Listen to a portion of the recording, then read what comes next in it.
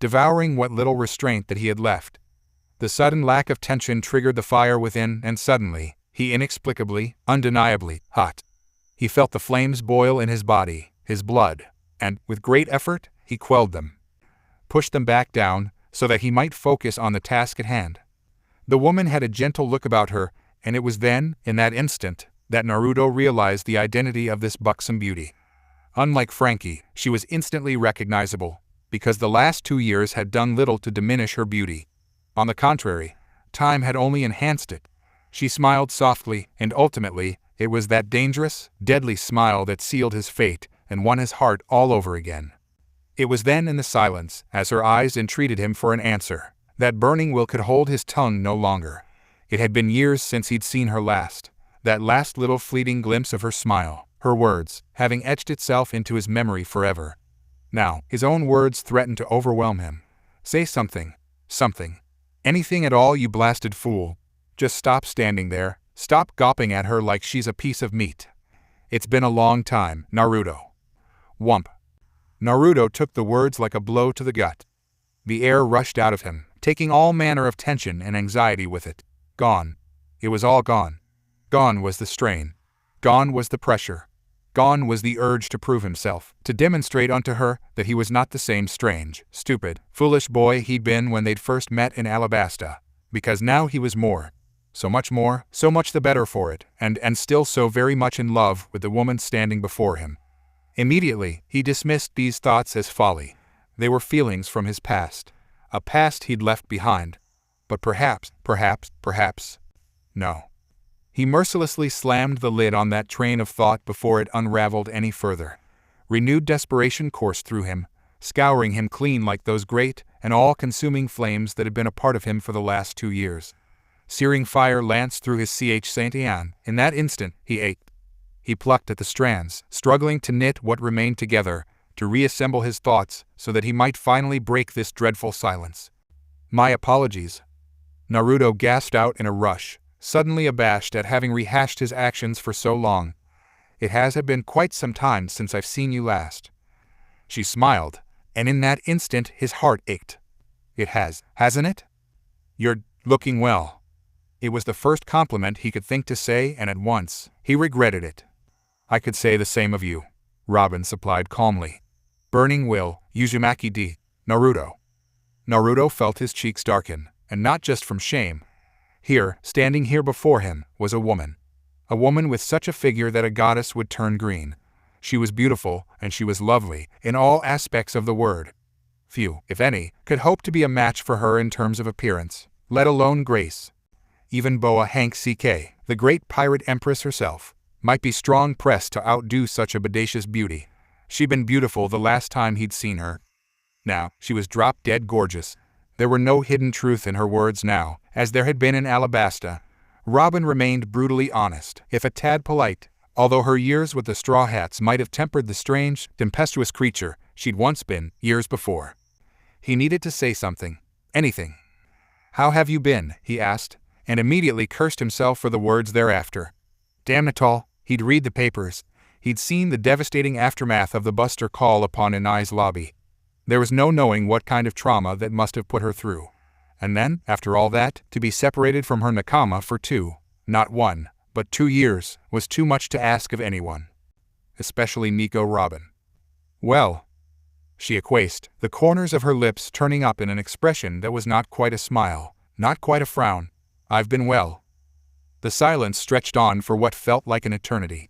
Naruto would have been content to have that silence last, had it simply stayed that way. To have simply allowed this moment to exist would have been truly, truly wonderful. To work out whatever differences still lay between them. He just wanted it to last, for a little while longer. It did not. Frankie had to go and ruin it all by jacking his jaw. Oh whoa, he shouted. What's going on here? How do you know this guy, Robin? The archaeologist of the Straw Hat Pirates shook her head lightly, the motion sending a wave of raven hair cascading down her back. For a moment her eyes lingered, locking within and caging his heart forever. Then she turned aside, gracing him with a smile for the first time in what felt like to him a truly, truly long time. Whatever trespass he had first committed, whatever mistakes he had made on the road to Shabandi Archipelago, He could see them all, in her eyes. He saw them all. Every flaw, every error, every one of the men and women who had laid their lives down for his sake, so that might arrive here, to this moment. And he knew that their sacrifices had not been for naught. It was worth it. Frankie, meet Burning Will, also known as Uzumaki Naruto. He saw it in her eyes and the soft, not quite smile that bespelled her lips. Whatever sleight of hand that had first caused them to part ways, apparently she bore him no ill will over it. Good. The last thing he wanted was to make an enemy. All was forgiven. Burning Will? Frankie gawped in disbelief. Oh whoa, you actually know this Suayuper guy? This is that guy, Burning Will in the flesh? Unless you'd like me to charbroil what's left of yours, I suggest you be silent. Naruto snapped back, irate at the pervert cyborg that nearly broken his knuckle only moments before. He wouldn't be making that mistake again. Make her preserve me. If I hear one more word out of your mouth, I swear I'll... You're looking for Luffy, aren't you? Naruto made a squelching sound. He already knew who had asked the question. When he turned to greet it, Robin was looking at him expectantly, arms folded, eyes oddly distant. Almost as if she were staring through him, past him, and a ways beyond him. He wanted to turn, wanted to follow her gaze, but sheer astoundment prevented him from doing such. How? How on earth had she known that he'd been searching the archipelago for Luffy, this entire time? He hadn't even told her that. Jay, how did you know I was looking for him? He ventured. Woman's intuition. Was that a hint? Just a hint of smug satisfaction in the pools of her eyes? Naruto did not doubt it to be so. Perhaps the old Nico Robin was in there somewhere, after all. She'd certainly held on to that stereotypical confidence of which she'd been so proud. Why not relish the chance to trump him, as she'd just done so now with little to no effort? Bah, women gave him a headache. But that was not the reason for which he had come to Shabandi. So is he here? Naruto asked, suddenly eager. Luffy, if he is, I really need to. Unfortunately, he isn't. Robin's answer sent his spirits plummeting, but only briefly. Not yet, that is, I'm the eighth to arrive. Luffy should be arriving any day now. May I ask why you're so interested in meeting him, Naruto-kun? Well, there was that eating contest in Alabasta, and that's not the point, he shouted. You're distracting me again, damn it. I'm not here because of that. My reasons are my own, and that's the way they'll stay. Robin laughed softly. You haven't changed at all, have you? Oh, yes I have, Naruto answered, eyes darkening with anger. In fact, I can show you how much I've changed right now. Hold it. Now what? Naruto painted indifference onto his face, despite the storm brewing behind his eyes. It was Frankie. The cyborg had remained silent thus far, apparently content to let the two have their moment. But now, he'd decided to intervene. He loomed over Burning Will with shoulders squared, forearms practically bristling in frustration. Naruto leered up at the perverted bot for a moment longer before honoring him with a secondary response. Say, you wouldn't happen to know where Luffy is, would you, Frankison? Nope, Frankie answered stiffly. Usopp and Sanji have been here already. Usopp's out to get fuel, and Sanji's stocking us up on fuel. Whoever, he drawled angrily, something's been bothering me for a while now. You keep telling us you're Burning Will, but you keep asking for Luffy. How do we know you're not some sort of government spy or something, huh? Frankie, Robin began, that's enough. So you doubt me, Naruto wasn't having any of it. Squaring his jaw, he took a small step forward. You doubt what you've been told then, Frankie? As if, Frankie growled, I just don't trust you. I knew it, Naruto fired back. Then that means you don't trust Robin, either. I'm more than willing to take Nico Robin at her word, Frankie retorted, put on the defensive by the blonde's explosive retort. However, just because she says you are who I think you are, doesn't guarantee you're the real deal. Amaterasu. Naruto summoned the flames back to the surface of his skin, turning his cloak to ash. They devoured the arms of his cloak with tongues of black flame, and then the rest of it, exposing heavily bandaged forearms, the like of which were laced with strange black markings, barely seen beneath the bandages. With the destruction of his cloak, everything about him was revealed, as were the bulky protustions that had been bound to his back. He was a spiky blonde young man with fox-like whiskers, sapphiric blue eyes, very handsome in addition. He was very tall, with an athletic outline. He was wearing an orange sleeveless coat, black short-sleeve shirt and pants, red gloves and boots. He was carrying 2 swords behind him, one a katana, the other a wakizashi, both of which now wreathed in flame with their master. Naruto was eerily aware of the entranced looks the resurgence of his given element had brought. Frankie looked as if he'd just busted a cog. Likewise, Robin's expression was equally stunned, but even as he looked on, her surprise began melting, molding into something else, something he daren't give thought to. No, he forced his emotions back down. Now is not the time. No. No, no, no. Willfully, he banished the flames from his body. Satisfied? He asked Frankie, folding his legs and dropping into a squat between the two of them. The last of the flames spurted from his body and dissipated, turning to quiet ash upon the deck, and then they too were gone into the afternoon. Because I won't be doing that again. For a moment there was silence, and in that silence, he gauged at best their reactions. From Robin, he sensed amusement. Frankie, well. Finally, Frankie recovered his voice. That was. Naruto grimaced. So help me if you say what I think you're about to say. Suiyuper. Arg. 2 of 3 things happened in that instant. First, Naruto twisted from the crouch into which he'd fallen, and flung himself at Frankie. Second, Robin burst out in laughter. And third, a very familiar, very unamused voice rang out on the hill just above the Thousand Sunny. So loud was it, that it caused both pirates to immediately cease their squabble and turn toward the source of the sound. You. Naruto detected a blur of orange hair in his peripherals before everything went straight to sit. Something very fast, very large, and very solid crashed into his back and sent him sprawling. His head kissed an iron-strong board and black spots speckled before his vision. By then, he'd already phased out of existence, his body turning to flames as whatever it was came around for a second pass. Imagine his surprise when the reindeer careened off of him and careened into the railing of Thousand Sunny, stunning itself for a moment. What the hell is a reindeer doing here? And that moment was all he needed. He simply tracked with the motion, took aim, and fired. Das Fleur. Suddenly, the reindeer was gone. A pair of hands wrested him away from the ensuing gust of flame, instead hurtling up the mast and out of harm's way. Naruto hesitated for a moment, fearful of further endangering the Thousand Sunny any more than he already had. Confusion warred with wrath as he rounded on Nico Robin, a round of expletives and questions already forming on his lips. Robin, what the hell are you doing? Oi, Robin, get down. Naruto half-turned, his eyes flying wide and large as he picked himself off the deck. Almost immediately thereafter, a strange-looking projectile skittered across the deck. With a deafening hiss reminiscent of a boiler exploding, a giant Venus flytrap reared up before him seconds later, jaws wide and gawping as they closed around him. Not an instant after the fact, a bold bolt of fire ravaged its roots to the core, eviscerating the carnivorous plant beyond any hope of survival. Bothersome weed.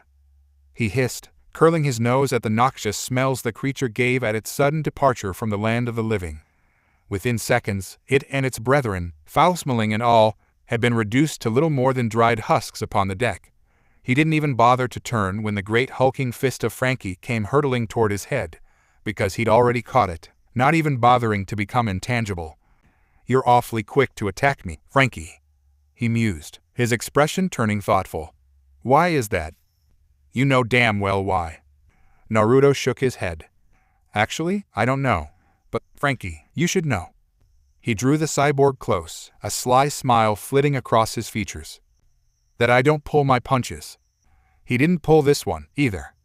Flames LCK'd across Naruto's fist, wreathing his wrist in fire. He clenched his fingers, and they erupted, spreading outward in an orange discharge so violently sudden that the infamous shipwright likely saw little more than a red-white blur before the debilitating blow struck. When he finally came to, he realized that not only had he been ejected from the Thousand Sunny, but now, one of the Eucameran mangroves was upside down, seeing as Frankie himself was wedged within one of them. Even as he struggled to free himself from the sappy tree, he was forgotten. Naruto was already moving on to his next target.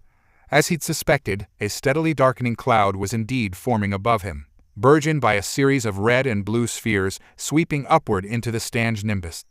Lightning crackled from within its depths, popping many of the resin bubbles surrounding the Sunny.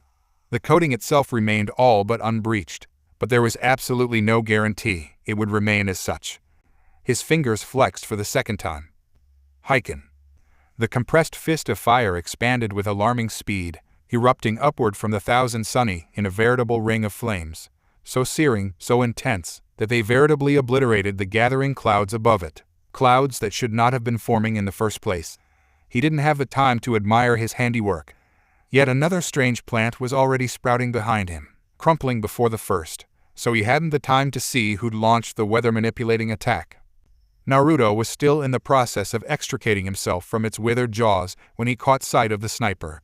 Robin was shouting something at him, but he paid it little heed, shoving his forward with such force that a wall of superheated air rushed forth from the motion.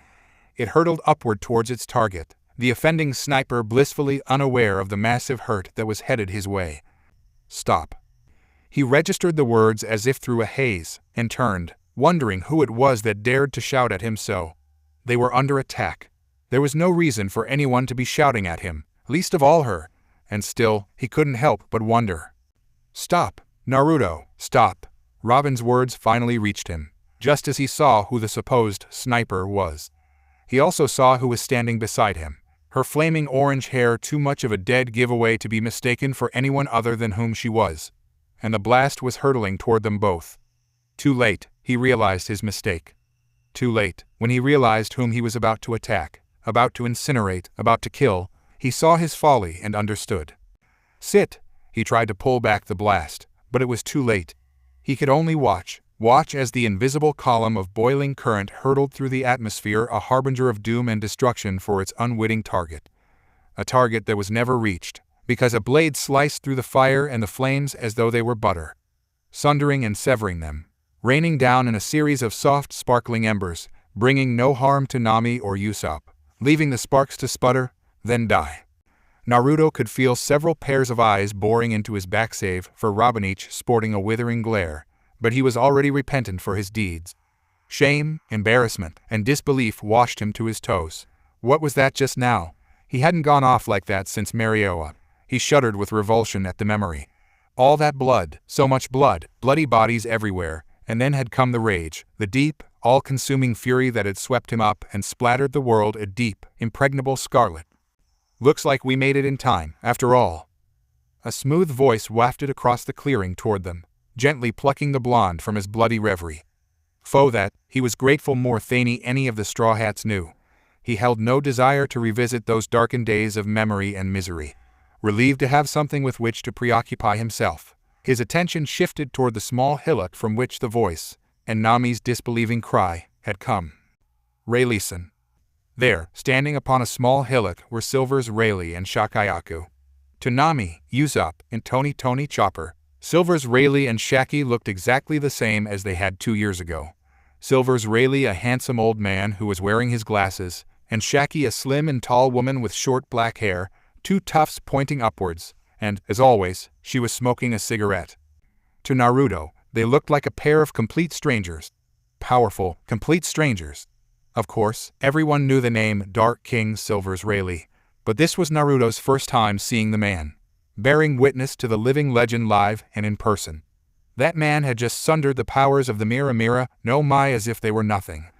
That, if nothing else, demanded respect, and warranted caution to the highest degree. If he engaged this man, even in his advanced age, Naruto knew that he would not emerge unscathed. He couldn't afford a battle like that. Now, not with an admiral at his heels and the world government breathing down his neck. Surely they'd gotten wind of his arrival by now, meaning that his window of opportunity for finding Monkey D. Luffy was about to slam shut in his face. That thought alone stayed his hand. Silver's Rayleigh? His voice conveyed none of the awe he felt, being in the presence of this magnificent man. Didn't expect to see you taking center stage. Turning toward the Straw Hats, most of whom were either stunned or outright irate, he did the only thing that might possibly remedy the situation. An act of insolence so demanding, so great, that it could shatter the core of his being and shake his very soul. All of you, listen up, he barked loudly. I have something to say, and you're going to hear me out.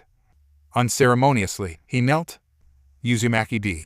Naruto, the man known as Burning Will, the man who'd raided Mera, freed thousands upon thousands of slaves, penetrated the impenetrable undersea gale known as Impel Down, the man whose bounty was superseded only by that of Monkey D. Luffy himself took a knee. He reached around to the matchless blades that adorned his back, and laid them on the deck at his feet, careful to remain facing away from Robin, as he did so, genuflecting before the Straw Hat Pirates as a whole. "Hear me, Straw Hats," he began slowly. "My name is Uzumaki D. Naruto, son of Minato and Kushina. Some of you might also know me as Burning Will. My bounty is that of $350 million berry for various crimes and offenses, some of which are so terrible that they have been stricken from the history of the world itself. For the past 2 years, I've been training, honing my skills and abilities, and searching for all of you." He paused, letting his statement hang, unadorned between the lot of them. One by one he read their expressions, his gaze falling first to Nami, then Chopper, Usopp, Frankie, and finally, Robin. Shock, dismay, horror, confusion, and amusement. Then his attention shifted, sweeping toward Rayleigh and Shaggy, noting that both the former and latter were entirely too pleased by his actions. Though that struck him as odd, the Straw Hats hadn't attacked him yet. That was good. What he said next would truly test their mettle, as well as his own. He was choking on his own pride as it was, bowing before them and offering his swords in deference. Truly, it went against his better judgment to demean himself in such a manner, but demean he did and continued. "Now that I've finally found you, after all these years, I have something that I must ask of you. But I warn you, consider your situation carefully before you give your answer, because if you should refuse my offer, then I promise you, I will be a formidable enemy to you all, should you ever cross me." He felt the tension spike at that, and it occurred to him that they might indeed attack him after all. They might perceive his actions as a threat and forego any means of parley on his part, if he pressed the matter further. It was a risk he had been born to take. Willing himself to be calm, to speak slowly and coherently, Naruto forged on ahead. "But I digress. I have not come here to quarrel." He bowed his head further, nearly scraping the grass turf of the deck. "Quite the contrary, I believe that the proposition that I am about to offer you will be mutually beneficial to all." Every word boiled in his gut. Every syllable brought him one step closer to shattering the facade he'd worked so strong to project outward, if not for his sake, then their own. The next sentence tore a hollow hole inside his gut. "I hereby humbly ask permission to join your crew." The silence was deafening. Shock had wiped their faces clean.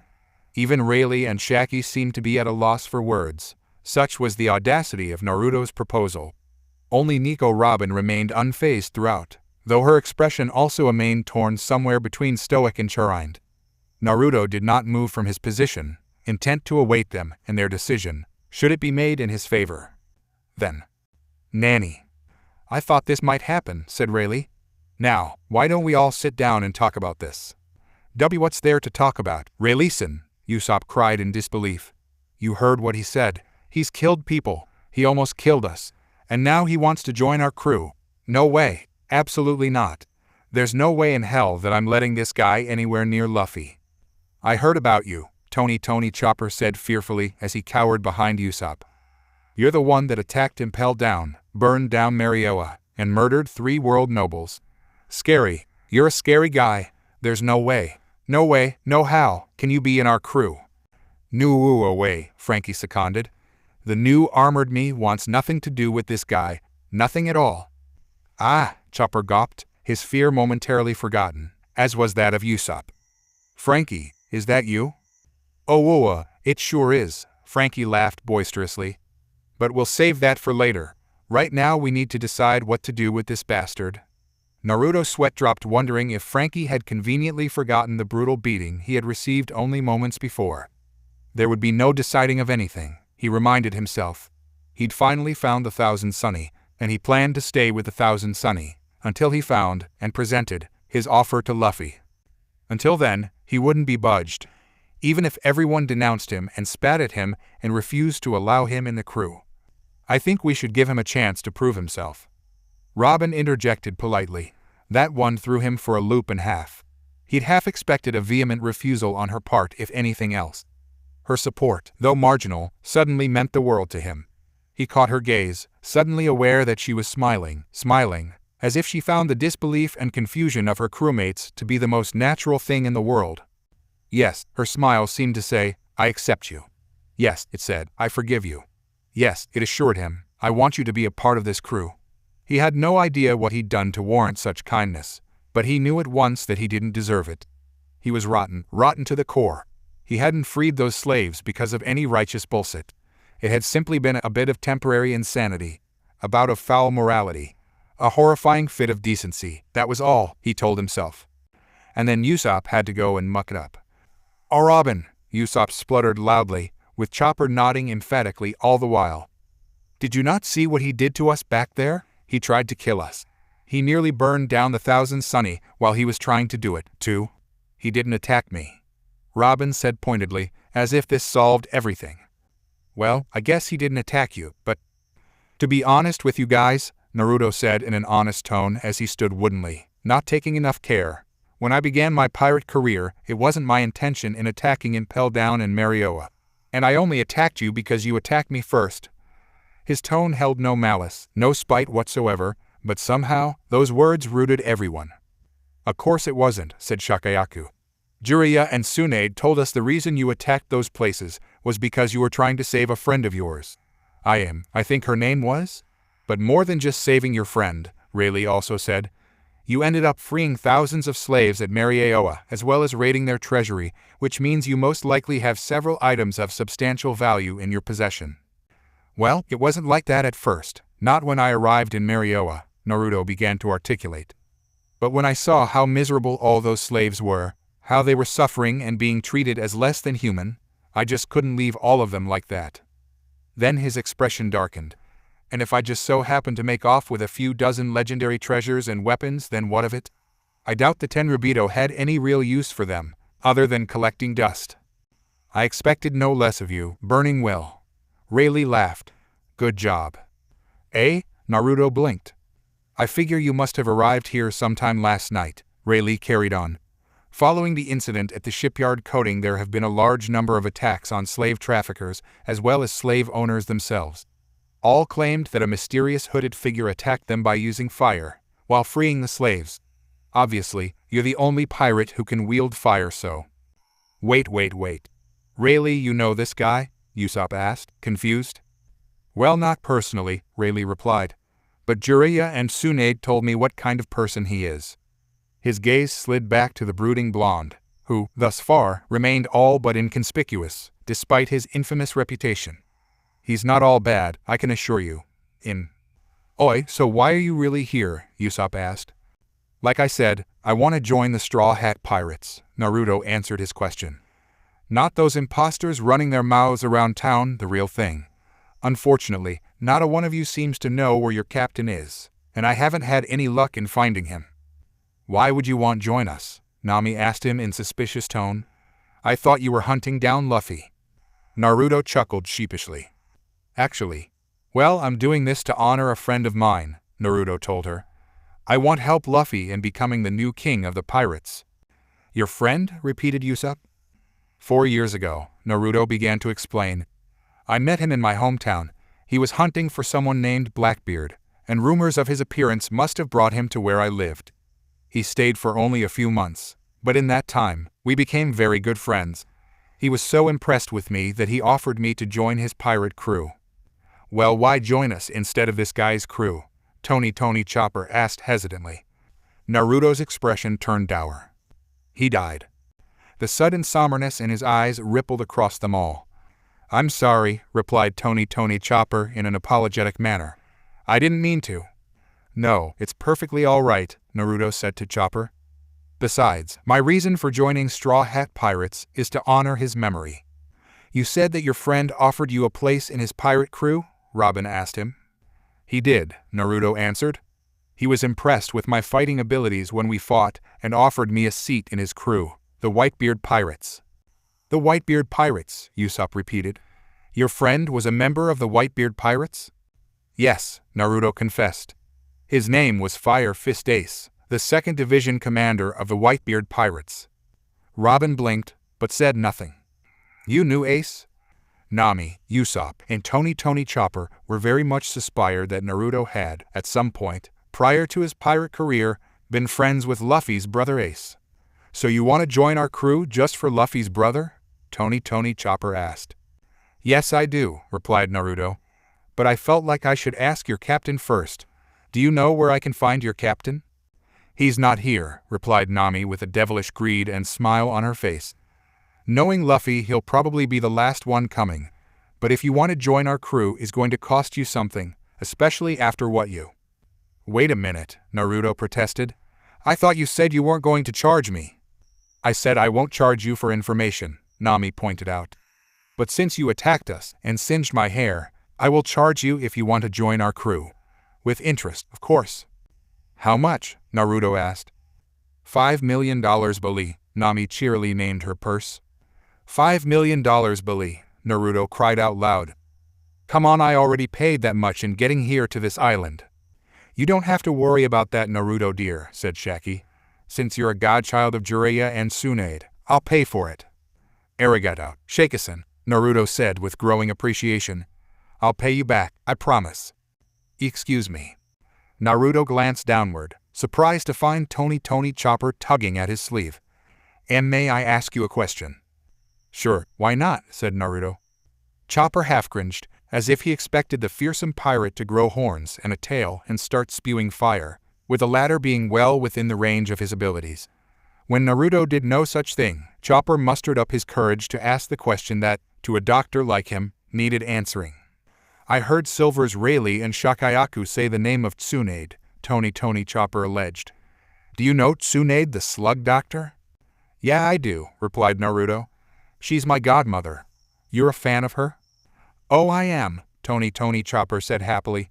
She's regarded as one of the greatest medical doctors in the world. I always wanted to meet her. Well, if we run into Granny Tsunade someday, I'll introduce you to her, Naruto promised. Thanks, Tony Chopper replied cheerfully. I'm going to go out and look for Luffy, said Rayleigh. Naruto, why don't you come along? I'd like to have a little chat with you. You know where Luffy is? Nami asked. I didn't say I know where he is, Rayleigh answered back, but have a good idea where he might be. All right then, Nami said before turning to Naruto. If you manage to find Luffy, make sure you bring that idiot back to the Thousand Sunny, since he has a bad habit in walking into situations. I will, Naruto replied before turning to Rayleigh. So I take it you really are Sliver Rayleigh, the right-hand man of the King of Pirates. Jiraiya and Tsunade tell me you're a haki master, said Rayleigh. I take you also learned Hyoshoku haki.